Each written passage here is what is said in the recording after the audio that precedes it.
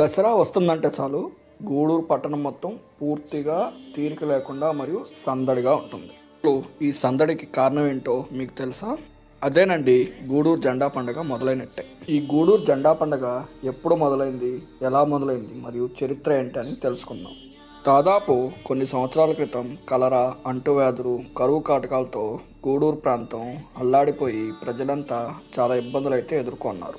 ఆ సమయంలో ఏమీ తోచని ప్రజలు దేవుడే మాకు దిక్కని ఆంజనేయ స్వామి జెండా పట్టుకొని గూడూరు ప్రాంతం అంతా తిరగడంతో కొన్ని రోజులకి సమస్యలన్నీ తీరిపోయి ప్రజలంతా సంతోషంగా ఉండడం మొదలుపెట్టారు. దీంతో ప్రతి సంవత్సరం దసరా పండుగకు 10 రోజుల ముందు మహాలయ అమావాస్య నాడు ప్రతి వీధిలో ఆంజనేయ స్వామి వారి చిత్తపటాన్ని నుంచి గూడూరు పట్టణం అంతా తిప్పసాగారు. అలా తిప్పడాన్ని జెండా పండుగ అంటారు.